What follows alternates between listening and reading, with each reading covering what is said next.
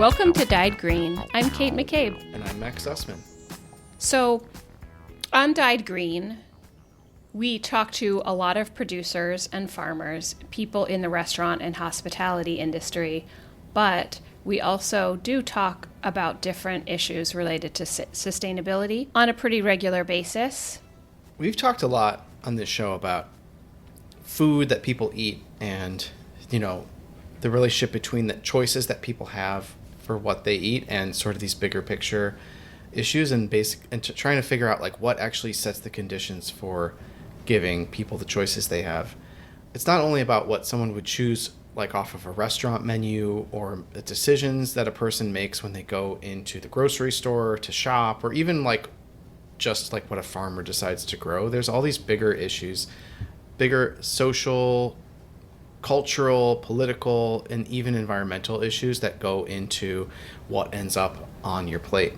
And in Ireland, a big part of this has to do with the policies and the politics around the ocean and fishing. Yes. And so whether or not the seas are protected has a very large impact on tourism, on communities that rely on fishing for their economies and other small businesses. These communities, these coastal communities, have been impacted by political and by climate changes in ways that are hard to overstate.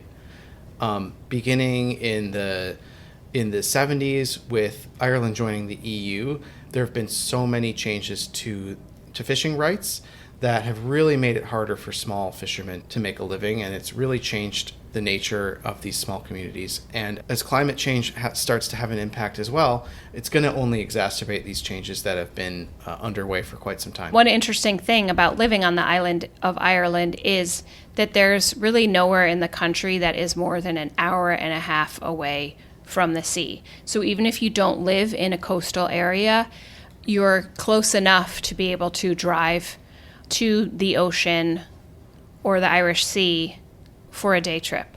And yet, only 9% of Ireland's oceans are currently under protection.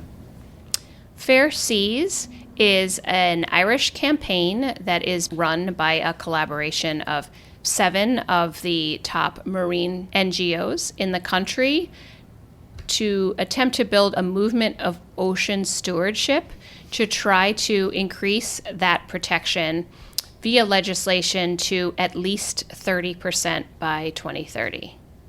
On today's show, we'll be speaking with Jack O'Donovan-Traw, a marine biologist and representative from the Fair Seas campaign. We talked about the emotional connection Irish people have with the sea and making radical changes in policy that benefit people and the environment. And in what shouldn't have been a surprise, Jack introduced the topic of farmed salmon and how devastating it is to Irish waterways and to wild salmon populations. And as regular listeners would know, I was thrilled to be able to touch on this, one of my favorite topics for discussion. So, another episode to add to the canon farmed salmon collection of Dyed Green episodes. Stay tuned.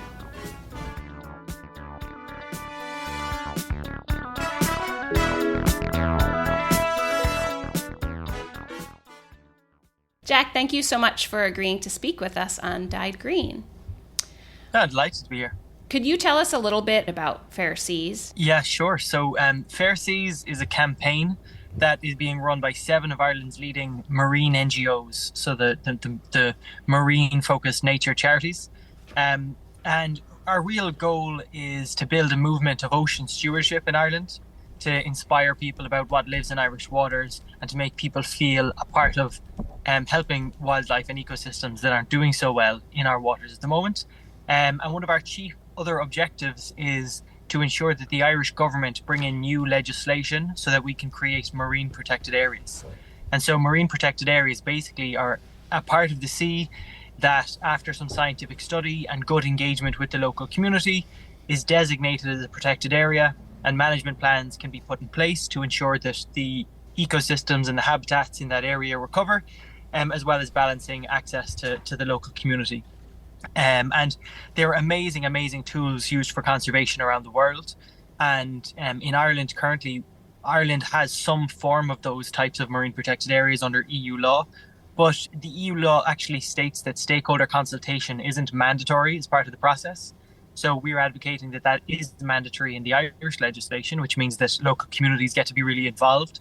And we think that's super important, as well as using the best scientific information.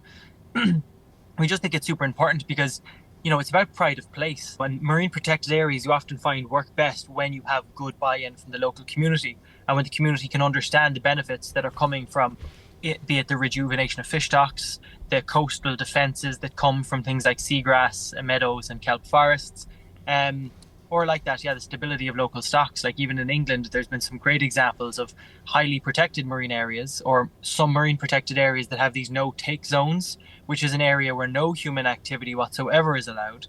But because of that, that acts as this like hyper productive area for crustaceans or for fish or for whatever is living in that area. And because fish are different to like mammals on land, they just shoot all their eggs into the water column. So those fertilized eggs in this super abundant area are spreading in the currents all along the coast, and they can help to rejuvenate stocks, not just in that area, but outside. And so far, there's actually a researcher from Nord University called Mark Costello, and he's produced a paper that showed there isn't actually a study showing a reduction in local fisheries catches so far internationally because of a marine protected area. But there are lots of studies that document increases in the local catch of fisheries. So it's really fantastic. Like it's an amazing opportunity, but I think we have to be working together from the beginning. That's the government and the communities and the NGOs and everybody, because, there's benefit there, but the system and the process of going about it has to be really kind of considered. And that's what we've been advocating for. So that spurs a lot of interesting questions that I want to follow up with. But just to clarify, you said that there are some marine protections under the EU legislation, but it's my understanding that a marine protected area is more of a global designation. Is that correct? Yeah, so a marine protected area is kind of a generic term. Okay. In Jamaica, they call them fish sanctuaries. In some place, they call them marine reserves. In some place, they call them, like in Ireland, we call them special areas of conservation. And then there's one for birds called special protection areas. And they both come from the EU Birds and Habitats Directive. So basically in the EU, they have this list of birds and habitats. And if you have an area with those in it, then those areas need to be protected. But the problem is like, and I think we're starting to realize this the world over now, is that you can't just try and protect one species. If you might try to protect one species and you might cause either more harm to the wider ecosystem, or if you don't take into account the wider ecosystem, you'll spend millions and millions of euros trying to protect this one species. But if you don't consider whatever else is happening in the ecosystem, well, that one species probably is not going to survive anyway. And that's what we're seeing. So that's why we want this national marine protected areas legislation. That means we can have a broader scope, because that EU Birds and Habitats Directive, that list doesn't have everything on it. So, for example, we have protected areas that have seagrass meadows in them, but the seagrass meadow is not the reason that it's being protected, where we know that that's a foundational ecosystem. Like that's an extremely important habitat because we have the crustaceans live in it. It's an incredibly important carbon store. It is very important for coastal flood defense, for dampening swells that come up to our coast. So if we can have a broader ecosystem approach to conservation, we can have a much more, we just have a better chance of actually improving things for nature. And I know this from working as a biologist on land as well, where people completely focus on a species and spend millions of euros on conservation programs for like a single bird species, but they don't look at all of the ecosystems around it that are being completely changed. Be it peatlands that are being turned into forest, which attracts predators and reduces breeding space for the particular birds. So we really just have to look around us, and we have to take that ecosystem approach and as well take a community focused approach when we're dealing with the local communities in these areas, because we are a part of nature. We're not separate. Human beings are not this separate entity. We are as much a part of nature as everything else, and we're all interdependent on each other. So we have to make sure we're all working together. Can you give us a quick little history lesson in terms of how we got to the point we're at now, where these marine protected areas are so important? I think people might think of some common culprits, maybe overfishing, development, pollution, maybe all the above. But could you kind of talk about how we got to the point we're at now? Oh yeah, I mean we can go all the way back to Plato if you like. Oh yeah, let's do it. You know, this Oh. these hierarchies that were put in place, to separate the non-living and the living world, and to talk about the scholars like that, in ancient Greece, who put this, is it like Maslow's hierarchy, putting human beings up at the top and everything else below us, when we're just floating around in the middle in this soup like everything else. So I think, yeah, if we think of the world as it once was this kind of hierarchical soup, maybe some predators, but the predators were also preyed on by something else eventually, and there was this whole web. And ultimately, what happened was, when humans started to look upon nature as this thing that can just be exploited, extracted, and now then sold, plus the Industrial Revolution that saw strong steam-powered ships moving on to then diesel-powered ships, it just meant that fishing effort could really, really increase. And like from Ireland's perspective, Ireland it's a small island nation, but actually we have a marine territory that's 10 times the size of the island. So Ireland, little old Ireland, would be one of the biggest countries in Europe if our marine territory was actually counted. And in that territory, we have deep sea coral reefs at about 4,000 meters below the sea level, off along the continental shelf. We have incredible fishing grounds. We have obviously the Gulf Stream that comes through the ocean that protects us from harsh winters in Ireland, which stops Ireland freezing, like a lot of the rest of Europe. But really, I guess, okay, let's speed up this history lesson a small bit. But yeah, industrialized fishing really, really hampered things in Ireland. And in Ireland, obviously, we're also now in the European Union. And so with the introduction of Ireland to the European Union, we had a kind of a trade-off where we gave access to European fishing boats so that we could get more agricultural quota for agricultural output. And so when we joined the European Economic Community, Ireland on land was mostly small farms, mixed farms, a few sheep, a few cows, maybe a pig, some chickens, and it would have been like that. Small, what would have been classed as maybe unproductive farms. And then basically, when we joined the European Economic Community, basically a knock would come on the door and you'd have to choose. You're either going to be beef or dairy. There were your two options. Obviously there was still sheep farming and stuff there as well, but really beef and dairy was the thing. And we got these high, we were allowed to produce quite a lot of beef and dairy based on the size of the island.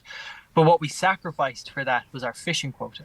So today, as it stands in the end of 2024, Irish fishermen only have access to 15% of the fish in Irish waters. So 85% of the quota goes to EU boats, as well as some Norwegian boats and some other non-EU countries. And so that can be problematic when you're thinking of conservation, because we think, well, conservation for who? And not that we shouldn't be conserving it for everybody. We should be conserving it for everybody. But I guess sometimes it can be hard to talk about conservation, and it's like ignoring another massive issue that's there for our local fishing fleet. And in Ireland, you see, previously, Ireland would have had what would have been classed as quite a low intensity fishing fleet, because we had such productive coastal waters that we didn't need big boats. Like Irish fishing families could go off the shore and they could catch herrings, mackerels, crab, lobster, crayfish, whatever it was, prawns. We had such an enormous wealth of marine life that we could sustainably make a living from it. But now with the introduction of long range vessels and coolers and factory ships and everything else, we just have a totally different environment in which fishing boats are operating. And definitely overfishing is a huge thing. And I guess overfishing is a huge thing because technically when you look out at sea, so there's a great website called Marine Traffic, and you can look at all the ships that are currently on the ocean at one time using that website. It's really, really interesting to see how many boats are out there.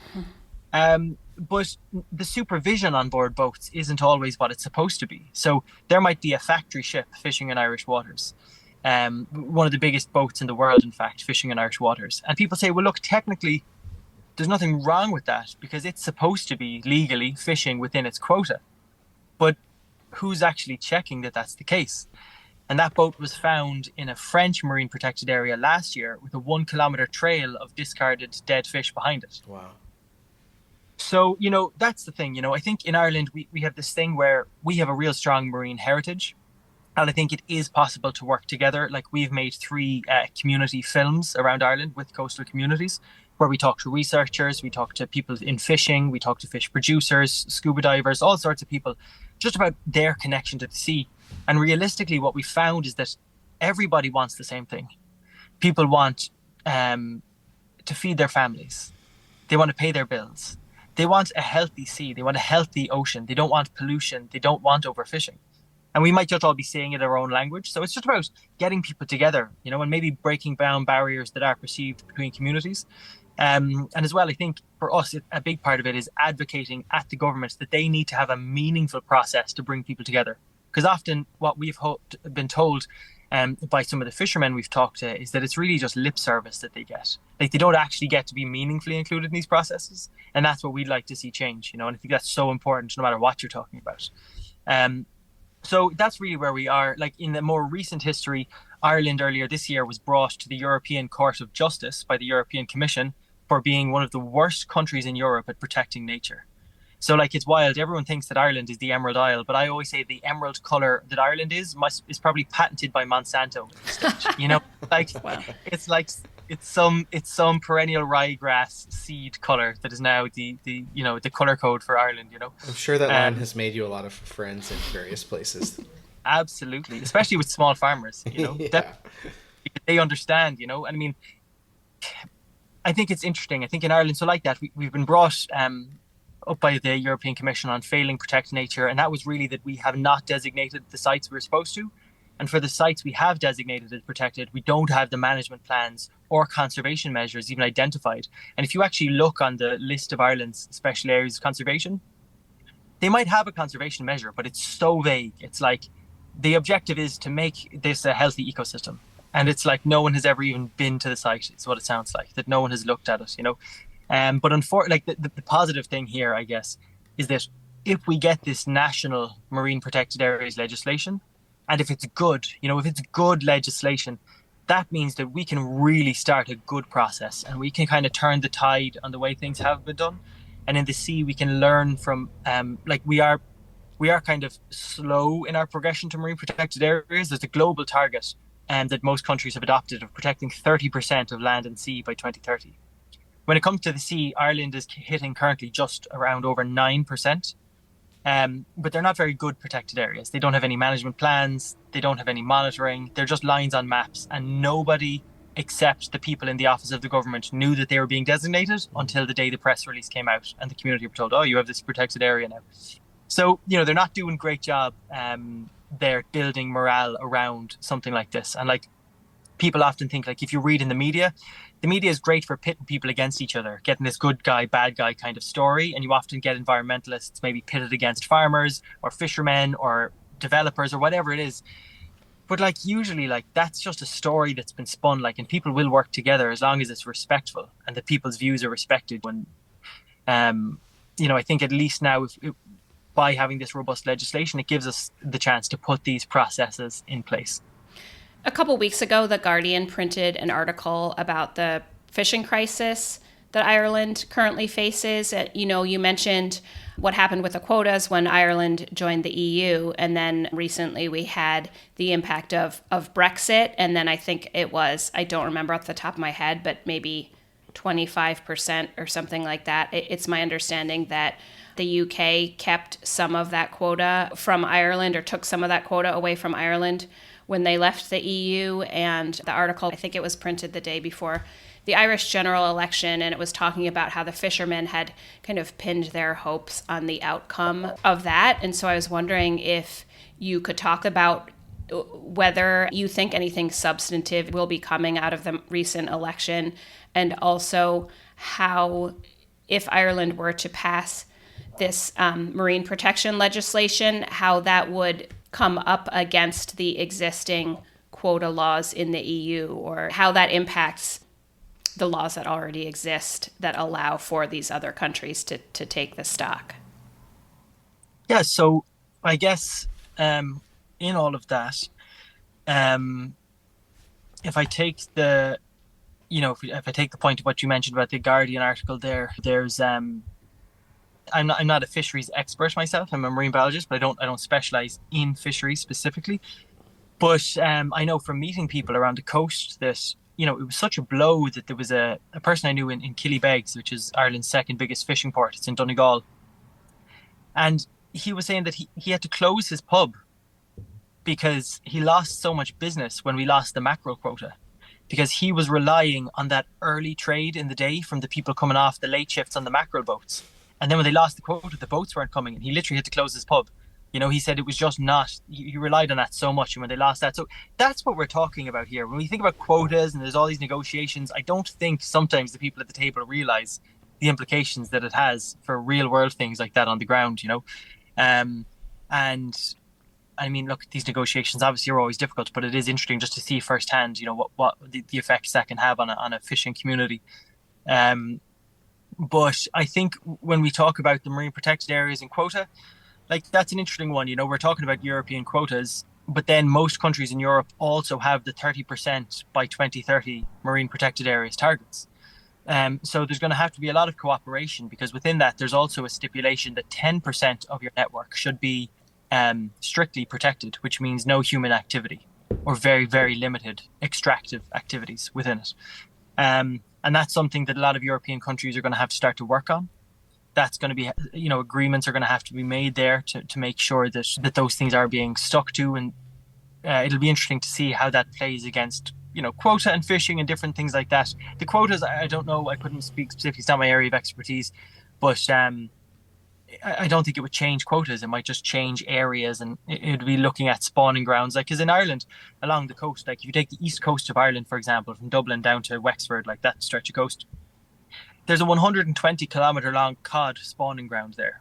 And like cod, as you both know, is like one of the most contentious stocks maybe in the world. We've had the cod wars even, but like it seems simple to, if we can get good research studies to understand the health of those spawning areas, protect those spawning areas, and as well look at how fishing is relating to the catching of those species, we could have really, really high benefits for fishing and for biodiversity at the same time. But again, it's that joined up approach of thinking and really long-term and early engagement with all the stakeholders and the researchers together.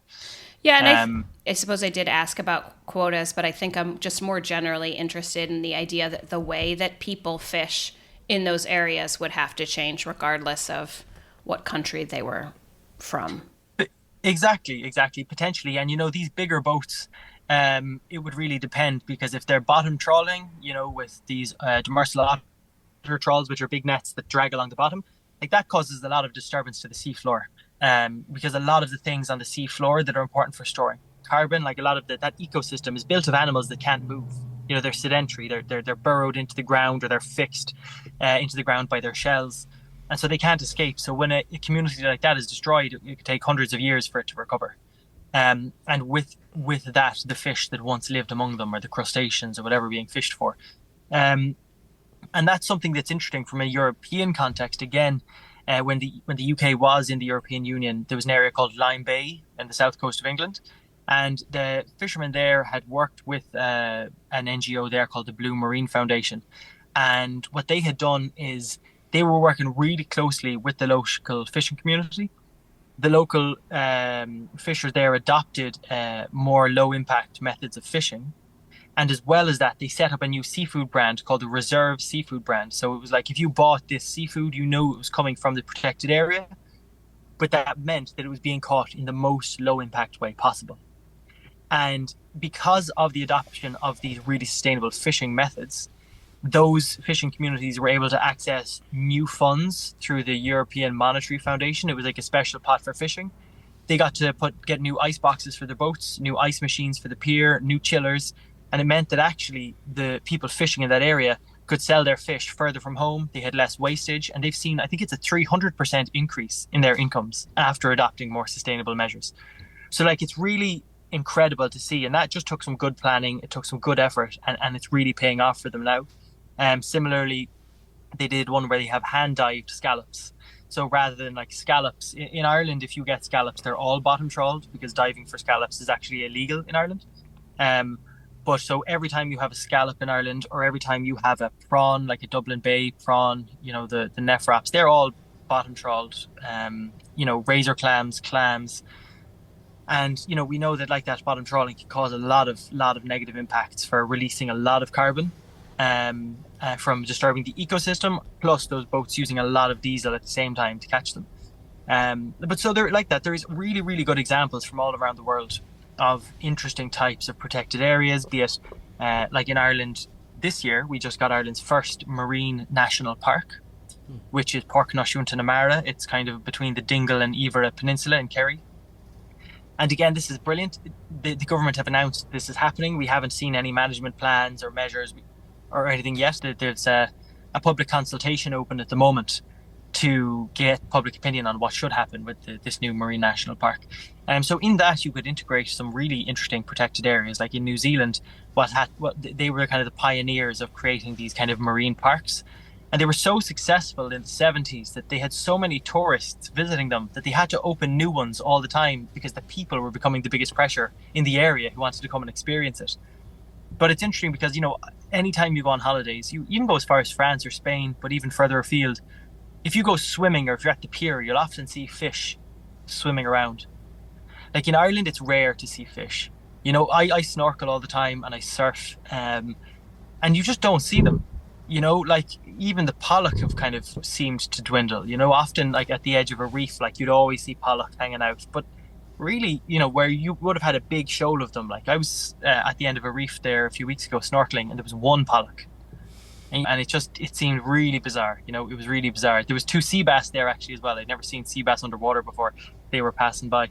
But that's the story you hear all over. You hear anglers saying that blue sharks have disappeared completely because longliners off the coast here they're being caught on long lines that are out fishing for other things off the coast, and sharks are really highly bycaught, especially like that in longline fisheries. And as well, we have porbeagle sharks, which are a mackerel shark. They're kind of related in the family of the great white sharks, but they're just much smaller and they live in Irish waters. But they travel in sexed groups. So you'll have a whole group of reproductive females maybe coming into an area at a particular time of year. And if we're not careful, like if a big trawler or pair trawlers were coming in at the same time, they could scoop up the remainder of Ireland's porbeagle population, which is currently critically endangered. And like that, the fascinating thing about the sea, and they say it differently to the way we act on land, is on land we eat herbivores. But in the sea, we mostly eat the predators, which is super bizarre. Like we eat the tuna fish, we eat the hake, we eat predatory fish. And obviously tuna being one of those ones where tuna and human health, there's the Irish Food Safety Authority has a warning out that pregnant women and children under a particular age should really limit their tuna consumption because of the high levels of mercury and heavy metals in those fish, because those fish are at the top of the food chain. So the small fish get eaten by bigger fish, and any contaminants that they've picked up build up. They can't process it, so they bioaccumulate. So all those toxins build up, and then we eat them, and we're eating quite contaminated food. So it's interesting. It's an interesting way of looking at it. And they also say that when it comes to, like in Ireland now, I think the Irish fishing fleet say it's about 2,000 boats. Most of those are small boats. They're potting for crabs and lobsters, shrimps, small shrimps. And then we have a handful of larger boats. We have a handful of bigger trawlers. They're much more in the kind of 5% of Ireland's total fishing fleet. But they have all of the fin fish quota. So I think Irish inshore fishermen have, is it 1% of the mackerel quota? So we're saying there's this disparity between the Irish fishing fleets and the EU fishing fleets, which there is 85% versus 15%. But then if we open up our own fishing fleet, we have about 5% of the boats getting 95% of the mackerel quota and getting 99% of the herring quota. So the inshore boats don't get access to fish, actual fish. It's just shellfish and crustaceans that they're fishing for. But if we do look at building up areas that we know are traditional spawning grounds, it would be really amazing to see if some of those local, traditional fisheries could be re-established. And it's to the benefit not only of the fishermen, but Ireland has 71 species of sharks and skates and rays. We have an unbelievable amount of whales, everything from the second biggest whale on earth, the fin whale, humpbacks, minkies, common dolphins, bottlenose dolphins. Like we have such amazing marine life, and a lot of them struggling, but it would be incredible to see what would come back. And as well, the basking shark, the second biggest shark on earth, like this 12-meter leviathan that visits in huge numbers every summer. And they've actually thought now that the west coast of Ireland, so off County Clare, they've documented what they call a torus. So it's basically where researchers have stumbled upon basking sharks in their hundreds, and they're all swimming in sync in this big, massive spiral down under the water. And they think it's like a breeding ritual that happens in Irish waters. So Wow. it's just a, yeah, yeah. And I mean, the populations of these animals are so low because they've been so hammered by bycatch and industrial fishing. And now that we're just trying to understand them, like the bounce back of wildlife in Irish waters is set to be absolutely phenomenal if we get it right.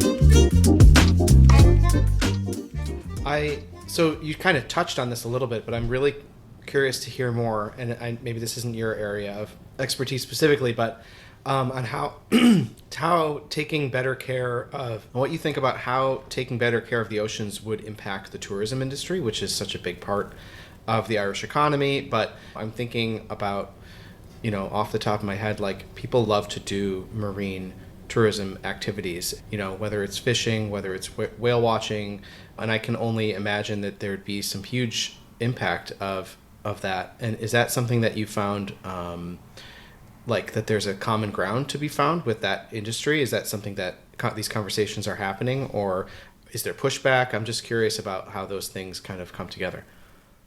Yeah, I mean, it's really interesting. Tourism is the thing. It's like the number one thing people always put as the biggest benefit of like an ecosystem recovery, because like we can't extract wildlife once we have it, and what are we going to make money out of? And tourism is always this kind of, okay, it can be low impact if it's managed correctly, and it can bring in revenue to an area. And definitely tourism is extremely important in Ireland. Marine tourism, definitely, and it's actually growing in Ireland. We're seeing whales appear now in places that they never were before. So Donegal has become this big hotspot for whales and dolphins and whale watching, where traditionally it was West Cork. But the sad thing is West Cork's whale watching industry has been closing early the last couple of summers by a few months because the whales just aren't there anymore. So it's really interesting to see what's happening. And for me personally, like I don't like reliance on tourism because it's all too quickly often becomes the problem in an area. And I think really the focus should be on community wealth building programs in areas so that the immediate benefits are reinvested in a community, so the community don't have to go out selling services for tourism, that actually they can acquire the immediate benefit. And that requires putting structures in place at local level to ensure that happens. It's the same with there's examples of this happening now, especially with things like wind farms, where the community are getting a percentage of the power generated, or they're getting a monetary kind of community fund that they can apply to. Not all of those are working out as they were really kind of talked up to be at the time, which is creating conflicts in communities. But for me, like I think that's, if we can really focus on that, and actually Scotland now have a minister for community wealth building. And I met his advisor at an event recently, and it was very, very interesting, our former advisor. And I think that's something that's so important because we especially when we talk about a natural resource, be it wind or solar or like that, be it local fish stocks, often that profit is just disappearing out of the country. The profit comes in and it's operated by a multinational, or even in fishing, like, okay, our local boats are getting paid, but still there's definitely big parts of the system that are kind of extractive. But I think that if we can reinvest, if we can put structures in place to build wealth in communities and look after people, because when we talk about conservation is extremely important, but we also have to look at, like, are the basic needs of a community being met? Is there sufficient, like where I live in South Kerry, there's one doctor for like this whole region, like no one can get a doctor. We definitely have like instances of energy poverty, people still relying on indigenous fuels like turf to heat their homes. So it's interesting, I think with all of these things, nothing is an isolated issue. And I think we do have the capacity, and there's good examples starting to crop up from around the world of how we can tie a lot of these issues together. And I think as much as helping the individual issues, it'll help us really feel a part of community, because community is a word that's bandied around all the time. People want to build community, but community takes really looking at all of the things, not just one thing in isolation. But I think from a marine protected areas point of view, we do have this plethora of benefits: more fish, more local employment, tourism, all these different things that can potentially be interwoven together. And if a good management plan is put in place, then hopefully the local community should see the benefit as well as the environment. Yeah, I mean, there's so many interconnected parts to this, and we've interviewed a lot of people on this podcast, and the story of the decline of the small fishing industry or community, whatever you want to call it. It just keeps coming back up as a recurring theme, and how many different things are connected to it, and how that's really impacted all these coastal small villages and communities. And I think you're doing a great job of kind of explaining how all those pieces fit together. Yeah. Just one added point on that, when you're just directly talking about it, at the moment it's the season for sprat fishing.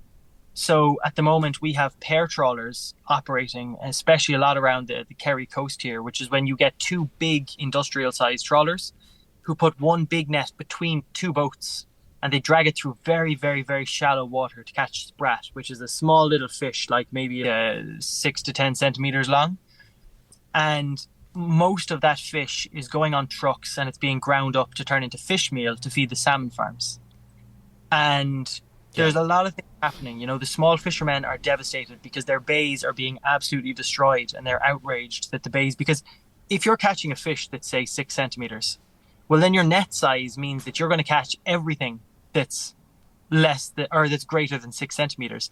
So you're getting mackerel, herrings, juvenile, basically everything in these nets, and it's being caught in the tens of thousands of tons, and it's all being ground up to feed a salmon farm, which is equally problematic because the salmon farm are massively increasing the populations of sea lice.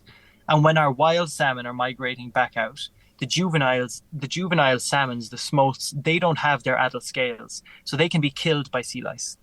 Whereas adult salmons can survive sea lice, the juveniles would just get killed by them.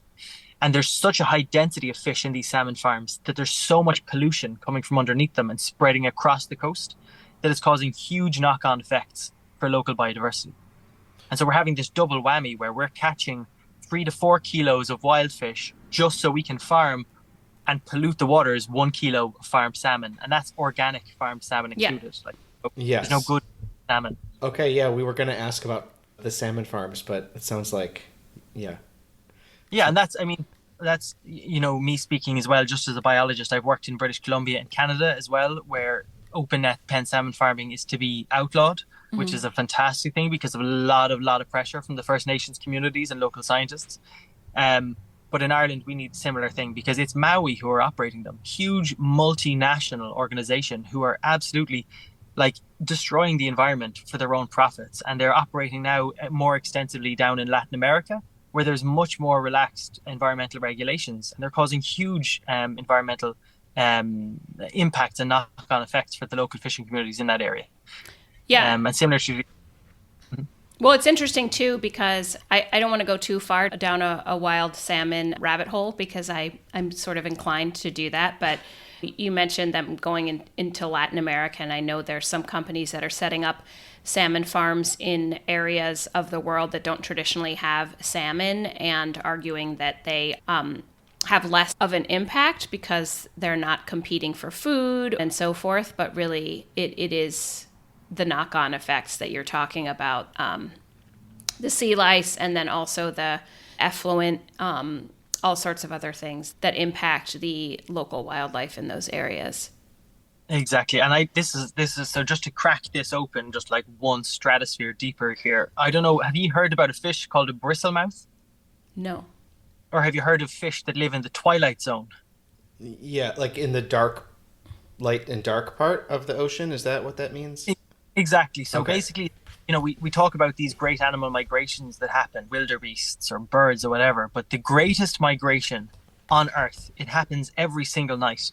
And it's from the deep ocean up to the surface waters. And it's fish from the twilight zone. And they come up to feed on phytoplankton or other sorts of little small zooplankton that are in those higher up layers of the ocean. And then what they do is they spend the nighttime eating, and then they come back down. And when they're coming back down, what they're doing is they're a key part of the link in the ocean carbon cycle. Because at the daytime, the surface of the ocean is covered in tiny marine plants called phytoplankton. They are taking in sunlight and CO2, creating their little plant cells, zooplankton, which are juvenile fishes and other creatures, are eating those. And then our deep water fishes are coming up and eating those zooplankton. And that carbon that's all been taken out of the atmosphere then is being pulled down into the deeper water. And eventually those fish, they either defecate or they die, and that carbon gets locked into the seafloor. So like the ocean absorbs more carbon than anywhere else on Earth. And the deep sea has a huge, huge pump that is basically just circulating and pulling carbon down out of the atmosphere all the time. However, Norway, the country in which Maui, the salmon farming company, is resident, are set to start fishing trials for these new deep water fish species because they estimate that there must be so many fish down there that they want to now target these fish to be able to supply their international network of salmon farms. So if it isn't bad enough, we're already literally pulling the rug from under the entire marine ecosystem by fishing for sprat, which are the smallest fish that everything else eats. We're going to go 10 chains under that, and the entire Atlantic carbon pump that exists, like a huge chunk of the carbon transport to the bottom, we're just going to rip it out. And it's a terrifying thought to think that something like that might go ahead, and they're starting the fishing trials. There's a brilliant book, if you haven't come across it, called The High Seas by Olive Heffernan. She's an Irish marine biologist. She's well worth talking to. She's an incredibly fascinating person who's traveled the world as a marine biologist.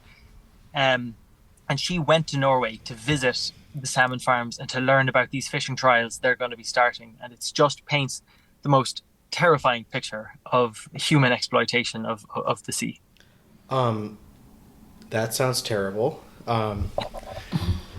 Just to be this is just a personal clarification. The carbon is being pulled down because at the top of that eating chain they are doing photosynthesis, so they're taking carbon and turning that into oxygen, and that's where the carbon comes from. That's the start. So the carbon and then they're eating that and then eating that into land and then goes down. It's the same as on land, it's like the plant, grass, same. I guess my follow-up question is, the organic farmed salmon industry has done a really good job of convincing people that it's a sustainable choice. And it's clearly not, for all the reasons that you've talked about and more. What sort of challenges do you see in terms of getting to people and making them understand how important the ocean is to the rest of the environment, and getting that interconnected understanding in people? And particularly like in Ireland, the way you were describing the extent of the coastline and how much of the coastal part of the environment versus how big the landmass is. In our conversations, a lot of time we found that the consciousness around the ocean doesn't extend very far inland. And that's kind of a historical thing as well. So I'm just, kind of a broad question about how to do persuasion on this, how to convince people, or where do you find people are at with the understanding how to support this issue and how serious it is? Well, I think it's interesting. So Fair Seas have done some polling data, independent polling research. And actually, we found recently that 98% of Irish people support more legal protection for the seas.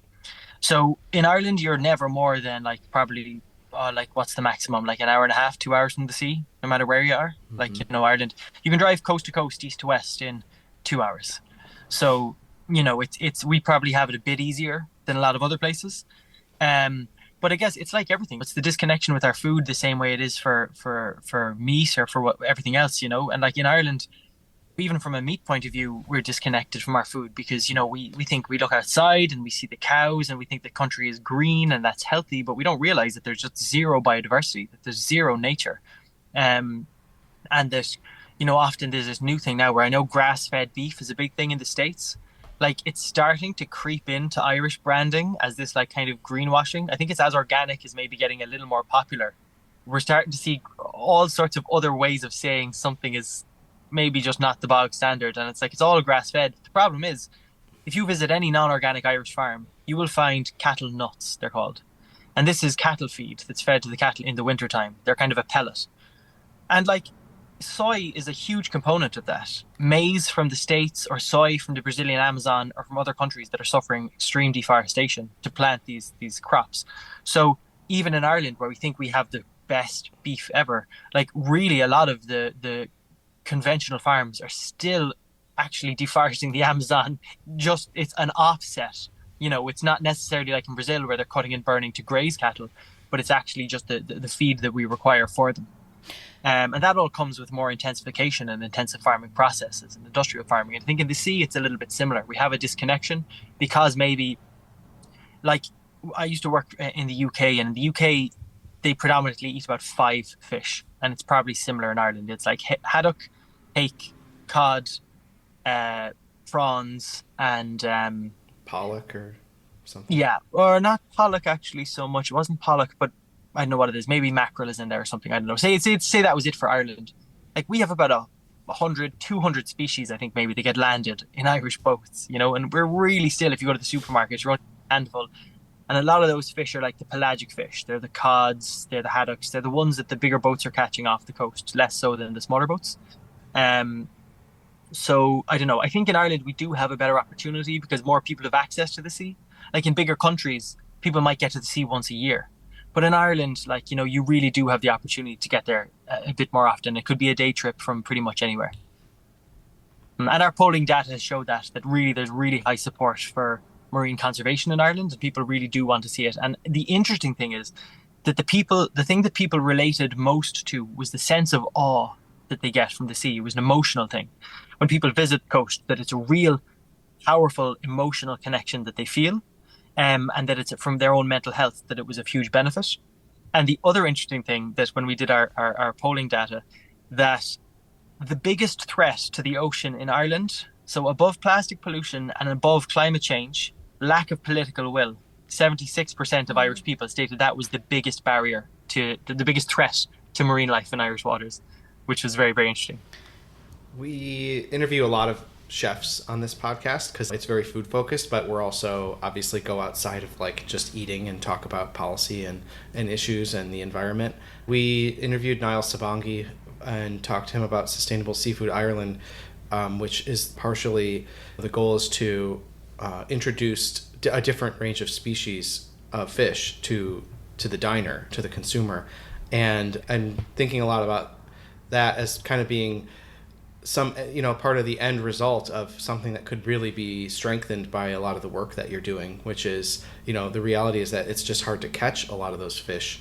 Like you're describing, they're not swimming around in the shallow waters anymore, and you have to go out farther and farther. And like, I can only imagine that there would be a lot of support for the work you're doing to be able to connect it to the experience of people just being able to eat more enjoyably and interestingly. Yeah, absolutely. And like that, everything requires such a good level of planning and scrutiny and information. Like there's a brilliant app for anyone listening to this in Ireland or the UK called the Good Fish Guide. I don't know, you might have heard of it. It's the Marine Conservation Society run it. And it's an app, and it's a real simple traffic light system. So you can go on, type in the fish you're looking at, and it'll tell you, green, yeah, it's pretty good. Amber, ask how it's caught because there's good ones and bad ones. And then red would be like, okay, do not eat this. It's critically endangered or something like that. And that's really good because often, I've been to, I've had the very privilege of being to a couple of Michelin star restaurants or kind of more fine dining restaurants. And I have to notice that ray wing is quite a popular thing that you get. It's a thing that no one eats in Ireland. Like I think fish counters sell it, but it's not very common. And I've just kind of noticed it. I'm like, I wonder, is this one of those things where people think it's an uncommon fish? You can catch them close to shore. But like, I don't agree with eating sharks. I don't think it's fair to be eating those rays. I think they live long lives. They're such I'm not trying to be speciesist now. I have a particular love for sharks. But like, when you go snorkeling here, I see those sharks and skates and rays. And then when I walk on the beach, I find their egg cases. So if you ever heard of a mermaid's purse, so that's the egg case left over after these skates or rays or the sharks have had their babies.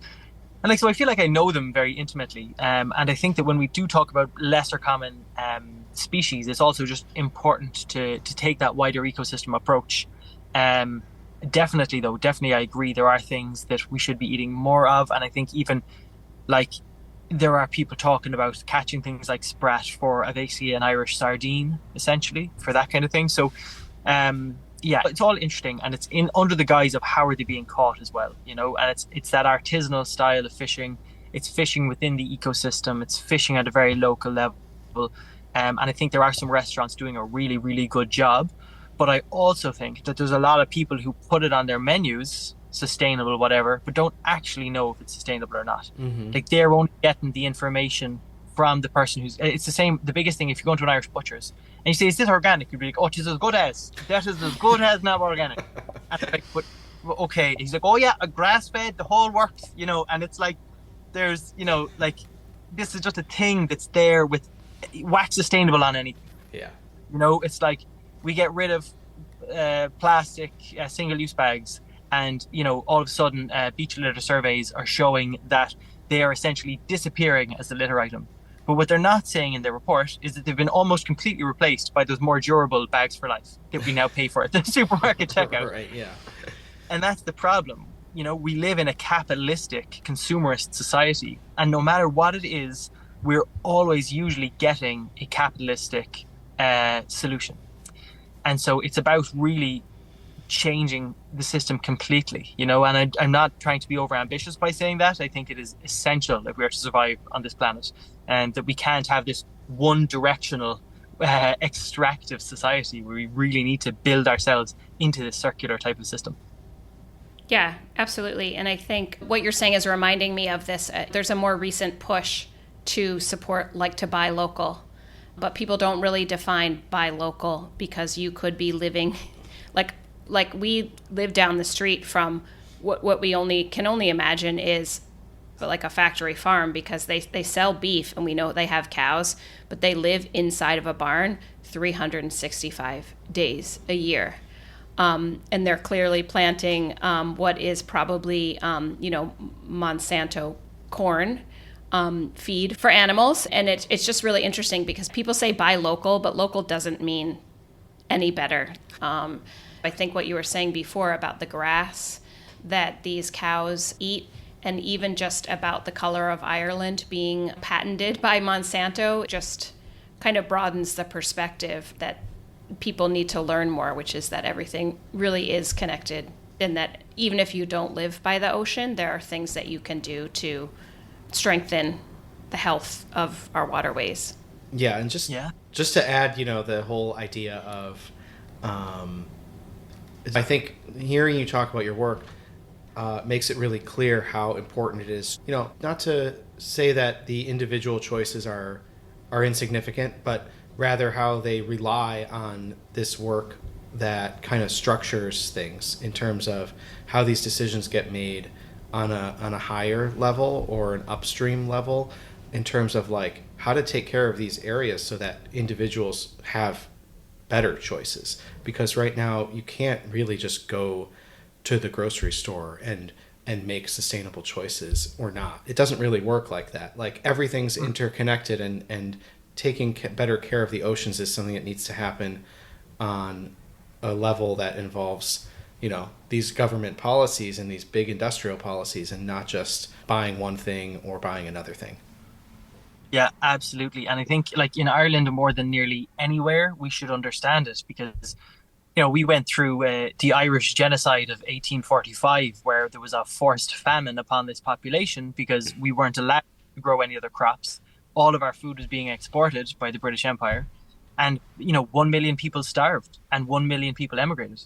And I think that the people who survived were the people who lived by the coast, the people who made it. And it's evident from shell middens on all sorts of sites around Ireland, even well inland, that people lived on oysters. Like oysters, mussels, things that could be harvested locally. At one time, the Irish coast was lined with native oyster reefs and native mussel reefs, and they've almost nearly completely disappeared. The last real fishable native oyster reef in Europe is in Tralee Bay in Ireland, and the fishermen there actually completely own the oyster reef. It's different to other quotas where they don't get government intervention. They manage and own it themselves, and are doing a brilliant job at ensuring that stays stable. And oyster reefs are incredibly important, not just for food source locally, but they also provide massive coastal defenses, because they're this big three-dimensional structure that dampens the swell from storms.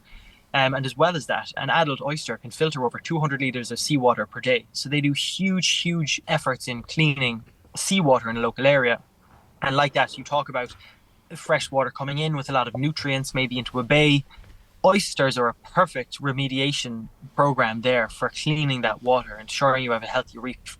And I know the local fishermen there in Tralee are actually now working with scientists to set aside parts of the reef to build native reef, and to protect seagrass in the area from trawling. So there's amazing stuff there, but like we can see that there's really good local, genuine, integrated management happening in that area, and that hopefully that kind of model can be built upon.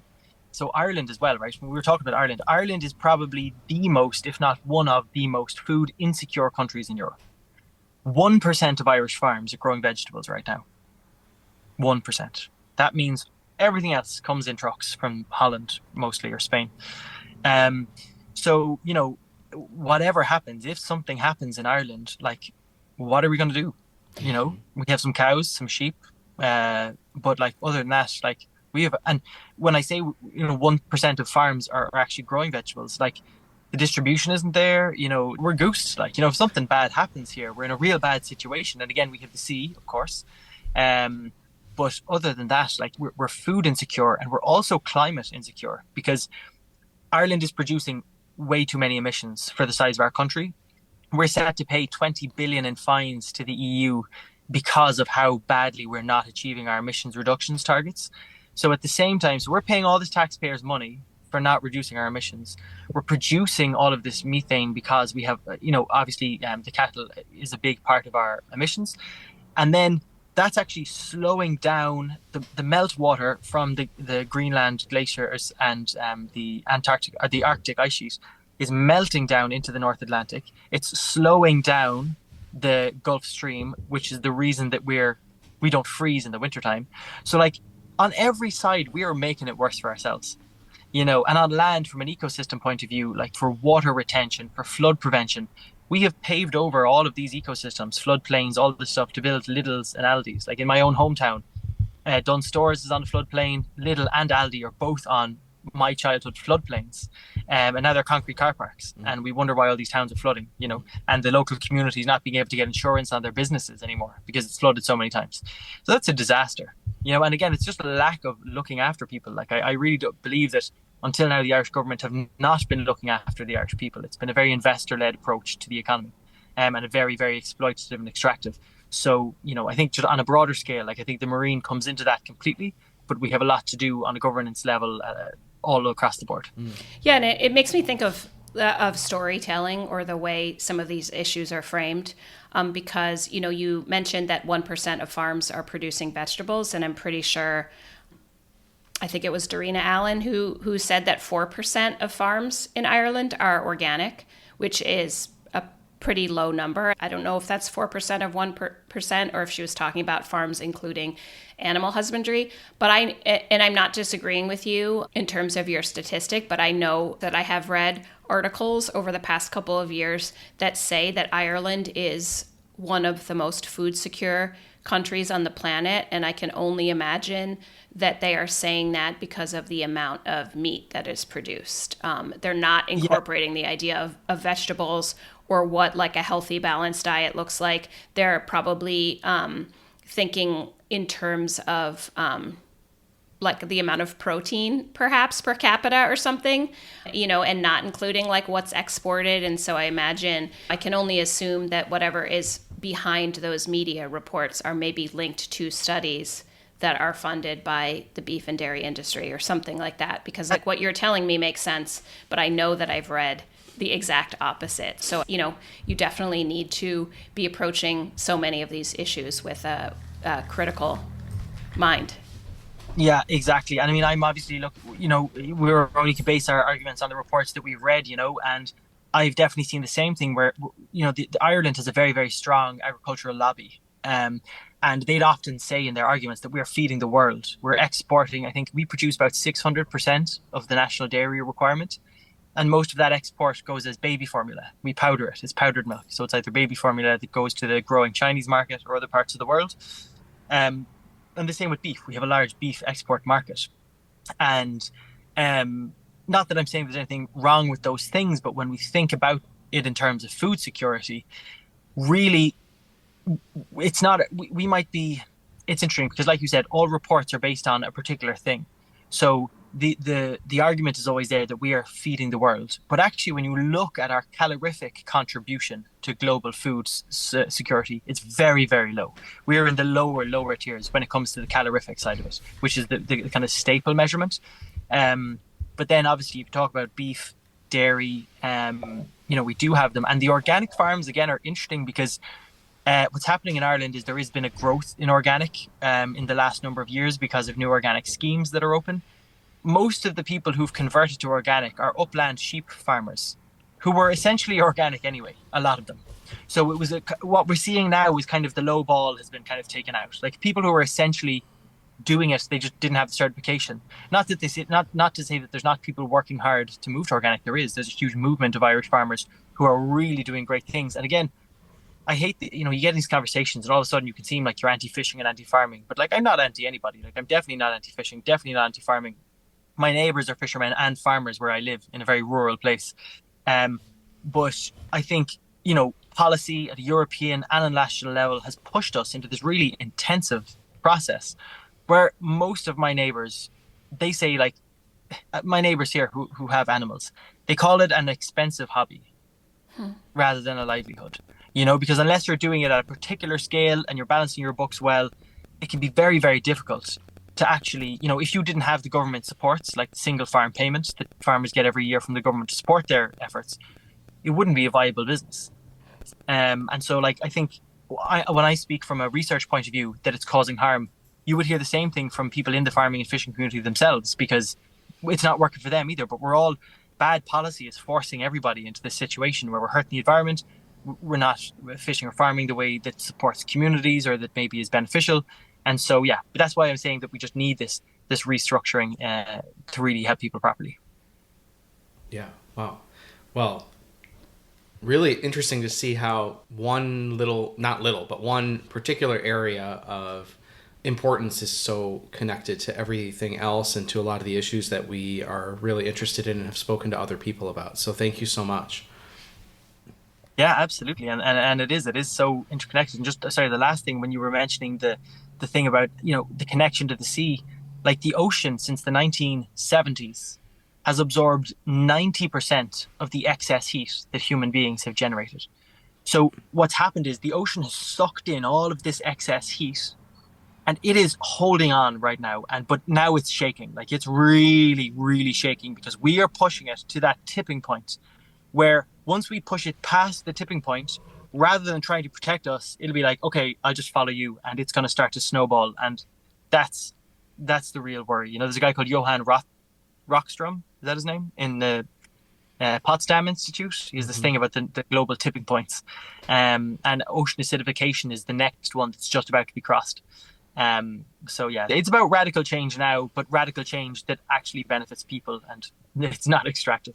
And isn't I guess I'd heard this relatively recently, but it's the Gulf Stream, collapse of the Gulf Stream that could lead Ireland to actually become significantly colder than it has been historically.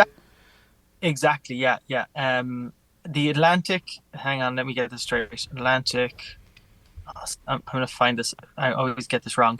Atlantic oscillation.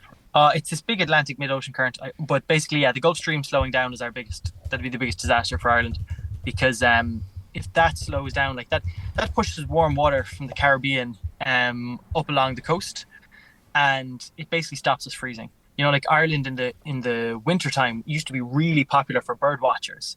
My grandparents used to have these 2 little holiday cottages in West Cork, and all their bookings used to come from bird watchers. And because Ireland doesn't freeze in the winter, so all of the curlews and the sandpipers and all these birds, they come from all across, like as far as Russia, Scandinavia, where all the places where it freezes and the ground is too hard. They have those big long beaks. But Ireland, it's still soft, so they can put their beaks in the mud and they can eat away. But if that changes, like it's going to be wild. We're going to be a completely different country. Yeah. Is it the Atlantic meridional overturning circulation? Yeah, that's it. Okay. That's it. That's the bigger one, and the Gulf Stream is then this part of it up here, and that's really slowing down. If that collapses, we're to think that global warming, like it's really strange. Like I've chatted to some neighbours, and people are almost welcoming global warming because they think like wet, cold Ireland is just going to get warmer. We're going to be a bit like France, right, and we're going to get But unfortunately, that's not the case. Ireland is going to get colder and wetter. We'll also get more heat. Like, we will get more heat, but it'll be very unpredictable. It could be extreme heat, but we will definitely get colder, harsher winters, many more storms, and more than likely more rainfall. So it's if that's not an encouragement for the people of Ireland to take up arms against climate change, I really don't know what is. Yeah. So following on from that, I wonder if you could just say a little bit about how people who are listening to the podcast could support the work that Fair Seas is doing, whether they're in Ireland or in the United States or beyond. Yeah, I mean, I think definitely if people want to support, currently we have a petition open encouraging the Irish government to publish their new marine protected areas legislation. So we've been campaigning, asking them to publish this. Thankfully, they have actually started drafting it, but they didn't manage to publish it before the government collapsed recently and before the most recent general election. Unfortunately, we're probably in a worse position environmentally with this new government. We have Fianna Fáil and Fine Gael, the centre and centre-right parties, without the addition of the Green Party, who were there up until recently. Not to say that good work can't be done. I think this is not a party political issue. It's a everybody issue. But we do, we have worked successfully with some of those other parties before, so hopefully we can get this on the agenda. But we have a petition open at the moment on fairseas.ie. If people want to check it out, if people want to follow us on social media, it's at Fair Seas Ireland on every social media channel.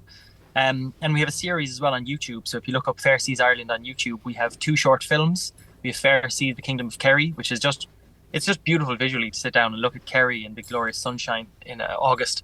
And then Fair Seas, the Atlantic Northwest, which is actually filmed in a snowstorm in Donegal, where we had like the most snow we've had in years. It was a freak snowstorm, but it makes for another visually fairly nice film just to look at it, to hear people's opinions. And those films were made with the community voiced method, whereby the people in the communities are the stars of the show.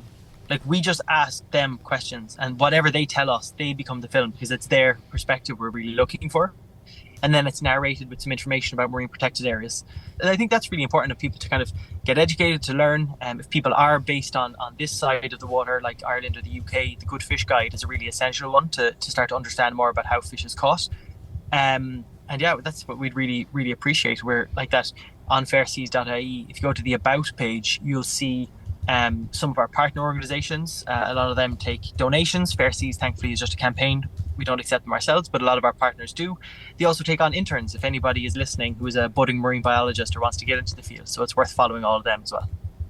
Awesome. Great. Well, thank you so much again for this chat. It was really interesting. Yeah, absolutely. Yeah, super. Thank you both. Dyed Green is a project of Bog and Thunder, whose mission is to highlight the best in Irish food and culture. Join us in Ireland on one of our guided tours in 2025, or contact us to find out more about planning a custom trip just for you. Find out more at bogandthunder.com. You can listen to our entire archive at dyedgreen.com. Please follow us on your favorite podcast apps and leave us a review if you like the episode. And if you just can't get enough of Kate's opinions, you can find more of them at katemccabe.substack.com, where she writes regularly. Sign up there and get them delivered to your inbox.